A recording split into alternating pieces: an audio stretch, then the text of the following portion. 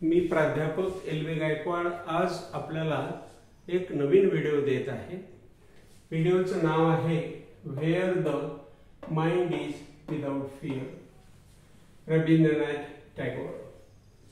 Wear ज्या ठिकाणी the mind is मन आहे विदाउट फिअर, भीती नसलेलं, जिथं मन भीती नसलेलं आहे अशा ठिकाणी कवी राहू इच्छितो आहे। आणि ही कविता कवीने केव्हा लिहिली हे आता आपण पाहणार आहोत। बघा, India was under British rule, म्हणजे भारत हा ब्रिटिश रूलच्या अधिपत्याखाली होता। म्हणजे आपला भारत हा ब्रिटिश लोकांच्या अधिपत्याखाली होता। म्हणजे our India was under the rule of British people. त्यावेळेला रवींद्रनाथ टागोर यांनी ही कविता लिहिलेली आहे। बघा, a prayer to God for India's freedom, म्हणजे भारताच्या स्वातंत्र्यासाठी ही कवीने या ठिकाणी प्रार्थना केलेली आहे। म्हणजे भारताला स्वातंत्र्य नाही आहे, म्हणजे इंडिया हॅज नो फ्रीडम, आणि म्हणून कवीने आपल्या ईश्वराला भक्ती केलेली आहे, विनवणी केलेली आहे, निवेदन केलेलं आहे। म्हणून the poet has requested the God to give the freedom to India, अशी ह्या कवितेची कल्पना आहे। This is the concept, imagination of this poem. आणि पुढे कवी म्हणतो की भारताला जे स्वातंत्र्य मिळणार आहे ते स्वातंत्र्य कसं मिळालं पाहिजे, ते इकॉनॉमिकली मिळालं पाहिजे। आर्थिकदृष्ट्या भारत हा सबळ झाला पाहिजे, सोशली सामाजिकरित्या भारत हा सोशल झाला पाहिजे। म्हणजे the India should B social, the India should B economical, but the economically means the position of Indian people should be rich, लोक श्रीमंत झाले पाहिजे।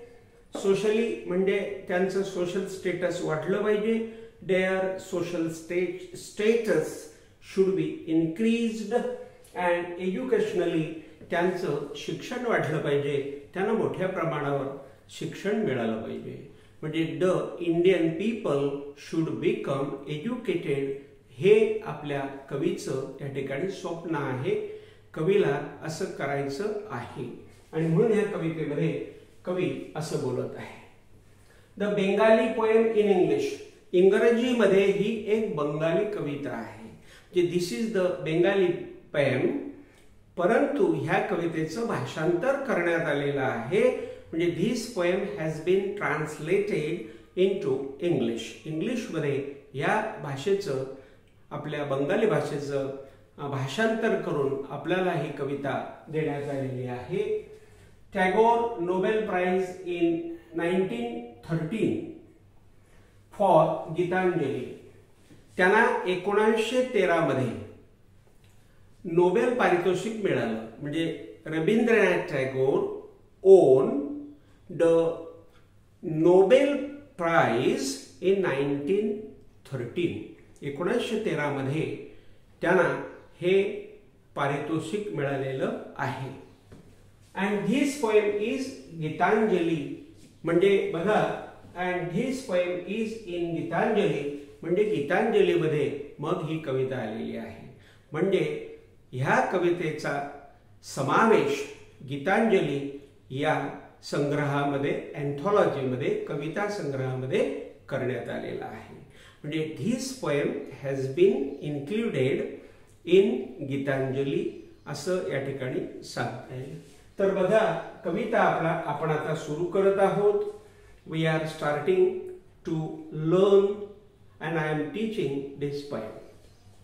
Wear the mind is without fear, where the mind is without fear, म्हणजे ज्या ठिकाणी मन आहे without fear, म्हणजे भीती नसलेलं, जिथं मन भीती नसलेलं आहे तिथं मी राहू इच्छितो, माझा इंडिया राहू इच्छितो। म्हणजे माझ्या इंडियामध्ये मन हे काय आहे, भीती खाली आहे, माइंड हा भीती खाली आहे। नुसतं लोकांना भीती देण्यात येत आहे. म्हणून where the mind is without fear आणि the head is held high. The head डोकं इज हेल्ड केलेलं आहे, असं हेल्ड म्हणजे धरलेलं आहे, हाय म्हणजे उंच. म्हणजे जिथं माझ्या लोकांचं डोकं उंच राहील, where the head of my people will be high, म्हणजे माझ्या लोकांचं डोकं खाली झुकून राहता कामा नये. म्हणजे माझ्या लोकांना स्वातंत्र्य मिळालं पाहिजे. म्हणजे my people should get the freedom, असं कवीला या ठिकाणी वाटत आहे. आणि म्हणून तो म्हणतो की and the head is held high where knowledge is free. Where ज्या ठिकाणी द नॉलेज इज फ्री म्हणजे ज्ञान हे मुक्त असणार आहे, म्हणजे एज्युकेशन हे मुक्त असणार आहे. म्हणजे आपल्याला असं लक्षात येत आहे, we are understanding here that की ब्रिटिशांच्या काळामध्ये ज्ञान हे मिळत नव्हतं, लोक ज्ञानापासून वंचित होते. म्हणजे the people were away from the education in the period of the British people, हे या ठिकाणी जाणवते. आणि म्हणून कवी म्हणतो की where the knowledge is free, जिथं ज्ञान हे मुक्त असेल, प्रत्येकाला ज्ञान घेता येईल, गरीब असो श्रीमंत असो कोणत्याही जातीचा असो, त्याला ज्ञान हे घेता आलं पाहिजे, असं कवीला या ठिकाणी सांगायचं आहे. Where the world has not been broken up. Where ज्या ठिकाणी द वर्ल्ड जग हॅज नॉट बीन ब्रोकन म्हणजे जग हे विभागलेलं नसावं, तुटलेलं नसावं, त्याच्यामध्ये तुकडे पडलेले नसावे. कशामध्ये? Into fragments. फ्रॅगमेंट्स म्हणजे काय? फ्रॅगमेंट्स म्हणजे काय? असे विशिष्ट प्रकारचे डिव्हिजन्स, तुकडे. धार्मिक डिव्हिजन, धर्माधर्मामध्ये अंतर, जाती जातीमध्ये अंतर, याला रवींद्रनाथ टागोरांनी फ्रॅगमेंट्स हा शब्द वापरलेला आहे. म्हणजे माझ्या देशामध्ये हे जग म्हणजे माझ्या देशातलं हे सर्व, माझा सर्व India, where the world has not been broken up into the fragments. म्हणजे जगासाठी सुद्धा त्यांनी या ठिकाणी प्रार्थना केलेली आहे की सर्व जग हे एकत्र आलं पाहिजे. आणि आज आपल्याला दिसतंय की सर्व जग एकत्र आलेलं आहे. Today the total world has come together. आणि रवींद्रनाथ टागोरांचा हा संदेश सर्वदूर पोहोचलेला आहे असं आपल्याला दिसतंय. आणि म्हणून वेअर की ज्या ठिकाणी the world has not been broken ते तुटलेलं नसावं, इनटू फ्रॅगमेंट्स तुकड्या तुकड्यांमध्ये असं त्यांना पाहिजे आहे. म्हणजे एक संघ, युनायटेड, म्हणजे the India should be united according to the poet Rabindranath Tagore. त्यांच्यामध्ये सर्व इंडिया हा मस्त एकत्र आला पाहिजे. त्याच्यामध्ये कोणत्याही प्रकारचं जातीवर्ण धर्मावर्ण भानगडी व्हायला नको. By narrow domestic walls. By म्हणजे कशाने हे जग विभागलेलं नसावं? कशाने? By which this world should not be broken. कशाने हे जग विभागलेलं नसावं? तर by narrow domestic walls. Narrow म्हणजे अरुंद, अरुंद, आणि डोमेस्टिक वॉल्स म्हणजे घरगुती भिंती म्हणजे भानगडी. आता घरगुती भानगडी म्हणजे घरामध्ये धार्मिक भानगडी आल्या, घराघरामध्ये माणसामध्ये, ह्या शेजारचा धर्म वेगळा, याचा धर्म वेगळा, धर्माच्या नावावरून भानगडी. म्हणजे people are quarreling there for religion, for caste, for race. आणि काही लोक त्या लोकांना याच्यामध्ये लावून देत आहेत, म्हणजे सामील करून घेत आहेत, त्यांना चिडवत आहेत, त्यांना ते करायला लावत आहेत. अशी एकंदरीत परिस्थिती आपल्याला भारताची दिसते आहे. म्हणून by narrow domestic walls where words come, की ज्या ठिकाणी, वेअर म्हणजे ज्या ठिकाणी, वर्ड्स कम शब्द बाहेर येत आहेत. कसे येत आहेत बाहेर? From the depth of truth, सत्याच्या खोलीमधून हे शब्द बाहेर येत आहेत. जिथं खरं सत्य जगलं जाते आहे. म्हणजे कवीला सत्य युग हवा आहे. Rabindranath Tagore wants here the true world, की ज्या खऱ्या जगामधून आपल्याला शब्द बाहेर पडताना दिसतील. म्हणजे लोकांना बोलण्याचं स्वातंत्र्य असायला पाहिजे. म्हणजे the people should have the freedom of speaking. कारण लोकांना बोलण्याचं स्वातंत्र्य नव्हतं, त्यांचे मत मांडण्याचं स्वातंत्र्य नव्हतं. म्हणजे हुकुमशाहीमध्ये लोक राहत होते. म्हणजे the people were living under the dictatorship of British people. आणि ही गोष्ट रवींद्रनाथ टागोरांना खटकत होती, आवडत नव्हती. आणि म्हणून ही गोष्ट त्यांनी आपल्या कवितेतून मांडलेली आहे. आणि म्हणून इथं ते म्हणतात की where words come out from the depth of truth, where tireless striving stretches its arms towards perfection. म्हणजे वेअर म्हणजे ज्या ठिकाणी, टायरलेस स्ट्रायव्हिंग म्हणजे अतिशय कष्ट करणारे, स्ट्रेचेस इट्स आर्म. तर या ठिकाणी त्याचा मीनिंग मी आपल्याला डिफिकल्ट वर्ड्स सुद्धा दिलेले आहेत. आणि इथं मी दिलेला आहे आपल्याला अर्थ की स्ट्रेसेस इट्स आर्म्स म्हणजे गोल्स गेटिंग अटेन्स. म्हणजे असे काही उद्दिष्ट आले पाहिजे की लोकांना जे हवं आहे ते त्या ठिकाणी प्राप्त झालेलं असावं. लोक हे खूप प्रयत्नवादी असावे. म्हणजे people should be so much hardworking, so much tireless striving. They should be ready for getting the freedom. म्हणजे स्वातंत्र्य मिळवण्यासाठी ते लोक सज्ज असले पाहिजे. हे रवींद्रनाथ टागोरांना या ठिकाणी सांगायचं आहे. आणि सांगताना ते म्हणतात की वेअर ज्या ठिकाणी टायरलेस स्ट्रायव्हिंग म्हणजे प्रयत्नवादी मेहनत, स्ट्रेसेस इट्स आर्म त्याचे हात त्यांनी पुढे केले पाहिजे.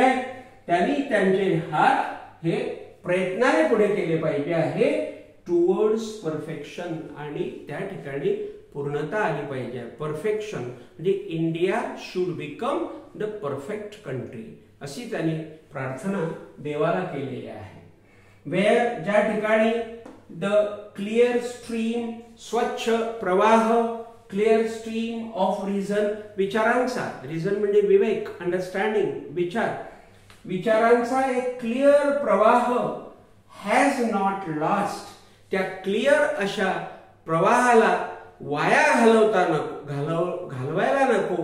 म्हणजे पद्धतशीर अंडरस्टँडिंग, क्लिअर विचारसरणी ही पब्लिक मध्ये आले पाहिजे. आणि तशी विचारसरणी लोकांना मांडण्याचा अधिकार प्राप्त झाला पाहिजे असं या ठिकाणी म्हणतात. Where the clear stream of reason has not lost, तो वाया जाता कामा नये. इट्स वे त्याचा मार्ग. म्हणजे कोणत्याही पद्धतीमध्ये लोकांना क्लिअर बोलता आलं पाहिजे. म्हणजे क्लिअर बोलण्याचं स्वातंत्र्य लोकांना असलं पाहिजे. म्हणजे the people should have the clear understanding, should have the freedom to speak their thoughts. To clear their thoughts means the people should have the freedom of expressing their thoughts, emotions and feelings before other people. म्हणजे दुसऱ्या लोकांच्या समोर लोकांना त्यांचे विचार मांडण्याचं स्वातंत्र्य असलं पाहिजे असं त्यांना या ठिकाणी सांगायचं आहे. आणि असं करून into the dreary desert sand of dead habit काय होतंय की बघा मी इथं अर्थ दिलेला आहे. dreary desert sand of dead habit म्हणजे ट्रॅडिशनल हार्मफुल सुपरस्टिशन्स म्हणजे ज्या पारंपरिक लोकभ्रम आहे, अंधश्रद्धा आहे, त्या अंधश्रद्धा लोकांमध्ये मोठ्या प्रमाणामध्ये आहे. म्हणजे there are the superstitions too much in the groups of Indian people. ह्या सगळ्या सुपरस्टिशन्स, ह्या सगळ्या ट्रॅडिशन्स, ह्या सगळ्या चुकीच्या प्रथा ह्या निघून गेल्या पाहिजे. आणि असा सुपरस्टिशन विरहित म्हणजे विदाऊट सुपरस्टिशन आपला इंडिया असला पाहिजे असं रवींद्रनाथ टागोरांना या ठिकाणी जाणवते आहे की माय India should be without superstitions. There should not be any kind of superstition according to Rabindranath Tagore. लक्षात घ्या, त्यांना सुपरस्टिशन लोकभ्रम अंधश्रद्धा ह्या त्यांना नको आहे असं या ठिकाणी आपल्याला दिसत आहे. आणि इथं where the mind is led, where म्हणजे ज्या ठिकाणी, द माइंड म्हणजे मन, इज लेड म्हणजे त्या मनाला लीड केलं जात आहे, त्या मनाला मार्गदर्शन केलं जात आहे, त्या मनाचं नेतृत्व केलं जाते आहे फॉरवर्ड पुढे, by the forward by the म्हणजे तुझ्याकडून, आणि हा दी म्हणजे गॉड. देवाला ते म्हणतायत की या लोकांचं नेतृत्व तू केलं पाहिजे. ईश्वरा तू ह्या लोकांचं नेतृत्व कर. God please do the leadership of these Indian people. आता भारतीय लोकांचं कोणीच नाही असं कवीला वाटत आहे. म्हणजे the poet feels that there is nobody or there is no supporter or there is no support to the Indian people. आणि आता इंडियन लोकांना कोणीही समजावून सांगू शकणार नाही. म्हणजे nobody will tell these Indian people their profit, their benefit or their goal of development असं कोणीही त्यांना सांगू शकणार नाही. त्यांच्या विकासाचं कोणीही त्यांना सांगू शकणार नाही. म्हणून ईश्वरा तू हे सगळं त्यांना सांगितलं पाहिजे, तू त्यांचं नेतृत्व केलं पाहिजे. म्हणून व्हेअर ज्या ठिकाणी the mind is led forward by the, म्हणजे तुझ्याकडून हे लोकांचं मन हे पुढे नेलं पाहिजे, त्याचं नेतृत्व तू केलं पाहिजे असं आपले रवींद्रनाथ टागोर या ठिकाणी सांगत आहे. तर कसं तू नेलं पाहिजे, कसं नेलं पाहिजे, लोकांचं नेतृत्व तू कसं केलं पाहिजे, तर इनटू एव्हर, इनटू म्हणजे च्यामध्ये, एव्हर कायमचं, वायडनिंग थॉट म्हणजे विशाल मनामध्ये, विशाल विचारांमध्ये, विशाल हृदयांमध्ये, विशाल अशा स्पष्टीकरणामध्ये हे लोक आले पाहिजे. लोकांचं खूप असं शिक्षण वाढलं पाहिजे, लोकांचे हे सामाजिक स्टँडर्ड वाढलं पाहिजे, दर्जा वाढला पाहिजे, आर्थिक बदल लोकांमध्ये झाले पाहिजे. आणि म्हणून म्हणतायत कवी की इन टू मध्ये, च्यामध्ये, एव्हर कायमचं, वायडनिंग थॉट म्हणजे विशाल विचारसरणी लोकांची झाली पाहिजे. म्हणजे the thoughts should be widening, biggest not narrow, their thoughts should be long, their thoughts should be living for others. दुसऱ्यांचा विचार करणारे त्यांचे विचार झाले पाहिजे. कारण प्रत्येकाला स्वातंत्र्य पाहिजे असं लोकांना वाटलं पाहिजे. आणि कोणाची मोनोपॉली, मक्तेदारी त्या ठिकाणी नको. म्हणजे there should not be any kind of monopoly of other person, हे त्यांना सांगायचं आहे. म्हणून ते पुढे म्हणतायत की into ever widening thought and action, आणि तशा प्रकारची ऍक्शन सुद्धा झाली पाहिजे. म्हणजे तशा प्रकारचा इफेक्ट सुद्धा झाला पाहिजे, तशा प्रकारचा बदल लोकांमध्ये झाला पाहिजे असं आपल्याला कवी सांगतो आहे. Into that heaven of freedom, आणि इन टू म्हणजे च्यामध्ये, दॅट हेवन म्हणजे तो स्वर्ग प्राप्त झाला पाहिजे, ऑफ फ्रीडम स्वातंत्र्याचा स्वर्ग हा प्राप्त झाला पाहिजे. म्हणजे Indian people should get the haven of freedom, म्हणजे स्वातंत्र्याचा हा स्वर्ग त्यांना प्राप्त झाला पाहिजे. तर माझा स्वातंत्र्याचा जो स्वर्ग आहे तो कसा आहे, हेवन ऑफ फ्रीडम म्हणजे गुड थॉट्स फ्रीडम, म्हणजे लोकांमध्ये चांगले विचार निर्माण झाले पाहिजे. कारण लोकांचे विचार हे चांगले नाही, एकमेकांविषयी द्वेष आहे, भानगडी आहे, जाती जातीमध्ये तेढ निर्माण झालेली आहे, लोक हे एकत्र आलेले नाही आहेत. म्हणजे people are not united, they have been broken into the fragments, they have been broken into the races. आणि याचा परिणाम हा लोकांवर होतो आहे. आणि म्हणून इंडिया हा असा युनाइटेड नसल्यामुळे ह्या ब्रिटिशांना फावते आहे. म्हणून ब्रिटिश लोक आपल्या इंडियावर राज्य करत आहे. आपले लोक जर एकत्र आले तर ते त्यांना समजायला लागेल आणि ब्रिटिश लोकांना इंडिया सोडून जावं लागेल असं कवीला जाणवते आहे. आणि म्हणून कवी म्हणतो into that heaven of freedom, त्या विचारांच्या स्वातंत्र्यामध्ये माझे लोक आले पाहिजे. My people should come into the freedom of the thoughts. Into the heaven of freedom means into the thoughts of understanding, expressions, and they should know their benefit, that these British people are ruling them, and these British people are dividing them like this. The Indian people should know all this according to the poet. कवीच्या मध्ये ब्रिटिशांचा खरा उद्देश लोकांच्या लक्षात आला पाहिजे आणि ह्या लोकांनी एकत्र आलं पाहिजे आणि एकत्र येऊन हे आपलं स्वातंत्र्य ब्रिटिशांपासून घेतलं पाहिजे. Let my country awake. Let my country awake म्हणजे देवा भगवंता माझ्या देशाला जागा होऊ दे. म्हणजे आपला इंडिया हा झोपलेला आहे कवीच्या मते. म्हणजे India is sleeping according to the poet in his time. म्हणजे in the time of Tagore India was sleeping.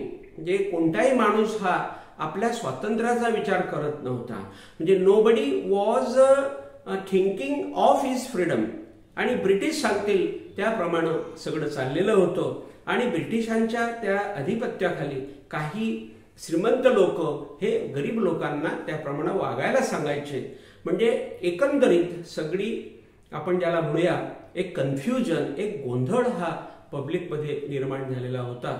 आणि भारताला कसल्याही प्रकारचं स्वातंत्र्य नव्हतं. म्हणजे there was no freedom to India and completely India हा ब्रिटिशांच्या डिक्टेटरशिप खाली होता. त्यावेळेला ब्रिटिश सांगतील ते चालत होतं. म्हणजे the British were ruling this India and nothing was happening without British people. This was the condition in those days. आणि अशा प्रकारची ती परिस्थिती पाहून Rabindranath Tagore had become very much unhappy. आणि अशा ह्या अनहॅपी मूडमध्ये in this unhappy mood he has written this poem in those days. त्या काळामध्ये त्याने ही कविता लिहिलेली आहे. माझी कविता आपल्याला कशी वाटली ती आपण मला कमेंटमध्ये शेअर करावी, कमेंट द्यावे आणि मित्रमंडळींना सुद्धा आपण ही कविता शेअर करावी. 10वीच्या इयत्तेसाठी, 11वीच्या इयत्तेसाठी, 12वीच्या इयत्तेसाठी ही कविता फार महत्त्वाची आहे. कॉलेजच्या मुलांना सुद्धा ही कविता महत्त्वाची आहे. तर शेअर करा प्लीज. Thank you very much.